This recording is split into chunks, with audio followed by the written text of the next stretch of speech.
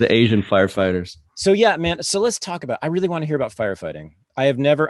I told you before we started recording. I think I've been friends with only one other firefighter, and we never really talked about it. So you've done it since you were 19, and you've loved it. It sounds like you really Yeah, love firefighting. it's great. Tell me why.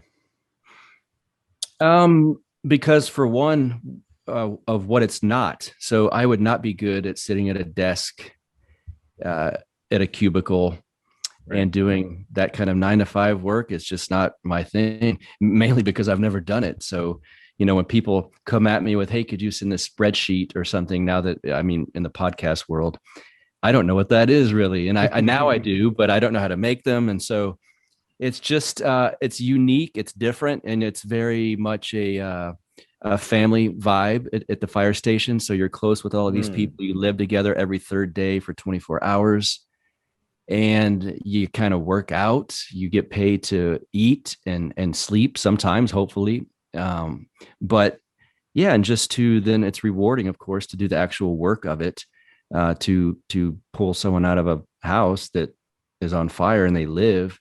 Pretty Mm. neat, pretty How neat thing. how many times have you done that? Pulled someone out of a house? One, two, three in my career. You pulled people out of a burning house. Yes. My One goodness. was an one was an apartment. One was a garage apartment. One was a normal, regular apartment. And the last one was a house. Yes. Tell me. Tell me the stories. What tell me the You first cut one. out one more time. Damn. The first one was the coolest one. Yeah, go That ahead. was the best one. She was close to my age at the time. It was right around the corner from my station. It was a upstairs garage apartment, and my partner went. It was full of smoke in there. My partner went in without his air mask because he just thought, "I'll go in real quick before the hose gets up here." The fire hose wasn't charged, and he comes back out coughing. He goes, "There's too much smoke." But there's a really loud snoring noise directly straight on just to the right in the back. Mm. Well, while he was in there, I was putting my air mask on. I was actually getting prepared. And so I went in there and I could hear this loud snoring respirations. And it's weird because for those that do like Brazilian jiu-jitsu and boxing, you might have heard the kind of snoring someone does when they're out or close to death or knocked out cold. It's different than the kind they do when they're sleeping. Oh. So it's unmistakable. And I heard this loud, that kind of snoring, and it was so much smoke. I had to get down with inches of her face, and it was just black stuff coming all out of her nose and mouth. And I was young. I had only been on the job like 3 or 4 years. Mm. So my initial instinct, I thought it looked like someone beat her up. But whatever the case, I started picking her up, and she was ended up being 6'1", is pretty damn tall. I'm like, where is she in? I'm trying to pick her up, and my partner then Wow. comes back in with his mask all assembled. And so we both took her out, and then they took her down the stairs and resuscitated her in the ambulance. They told her, I don't know how they know this, but the doc said that she was 9 seconds away from death. But who knows? And then Mm. her and I became friends after that. Really? Uh, yeah, I went to her house. She would throw parties and she'd always have me over. She was at the award ceremony. You get awards if you do that, save someone. She was there and spoke at it and kind of cried. It was very sweet. And like Wow, I said, man. she was probably 4 years older than me. So it's kind of neat. It's like someone that you see out and about who's close to your age. It's kind of cool. Yeah, man. How did that feel? You were a young guy. You were in your 20s, right? Yeah, yeah. In my 20s. And my captain at the time was like, he goes, "I've been doing this job, I don't know, 25 or 30 years, and I've never had a save." He goes, "So relish this. This might be like the only one you get in your entire career." He's like, "This is a Wow. pretty cool deal." So yeah, Yeah. How often do you run into her? it's been a few years now. It was back when I was in my 20s and going out constantly in Austin, probably every couple months I'd see her. Really? And she would just Yeah. light up, I'm sure, when she saw you, right? Oh yeah, she'd buy me drinks, she'd kiss Well, my face, hug on me. Yeah, she was you very saved sweet. you saved her life. She should be. That's amazing. All right, tell the second story. The second one, it's funny because we have a lot of fire departments are known, at least the ones in big cities, for having calls on homeless people. Mhm. Probably certainly the ones around Oakland. Oh yeah. And this was a guy that we had made many times that was homeless.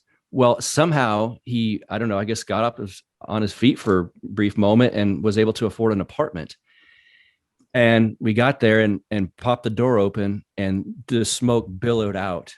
And we do this thing called a blind sweep, where when you first pop a door, when the place is burning, you get down low and sweep with your hands really quick before you go in there with water, just to feel, because victims are always near doorways. They're trying to get out and they'll usually just collapse because they can't make it. And so he was right there. I felt him. I did a blind sweep and I felt this guy. I was like, oh shit, he's right here. So we pull him out and I was like, son of a bitch, that's that bum guy that we always make calls on. So I guess he's got an apartment now.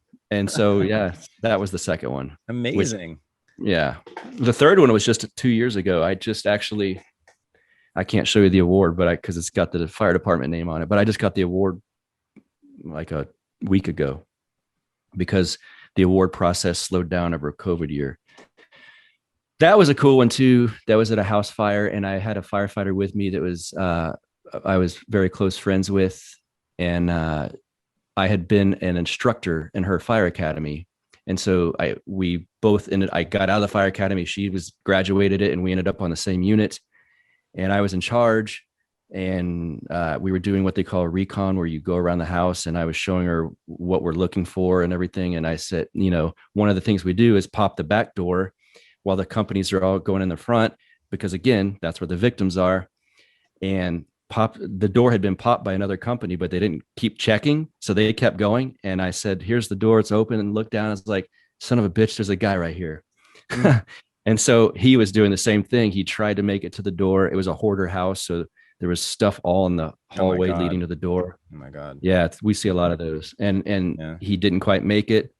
And she was badass. She's like, I got him. Radio to the chief. We got a victim. So yeah. And then we pulled him out. 3. You've done this 3 times. Yeah. That's a lot, right? It's a lot. Yeah. I wouldn't have thought that.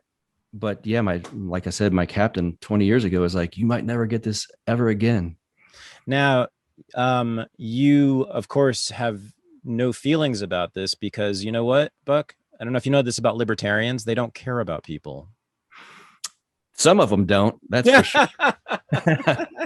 You can say the same thing about socialists. Yeah. Yeah, I mean, no, really. So you have a job that's it's about caring about people, isn't it? Yes. I mean, that's the irony. Over the years, some leftists that I've known have thrown language at me like, you just don't care about people, or, all of the typical stuff that lefties throw at libertarians. And it's just funny. Like, if you only knew. Yeah. Yeah. You could have just left those 3 people to die in those houses. Yes, exactly. But yeah. And usually the people throwing those charges at me have never done anything close to something like that. So. Okay. So.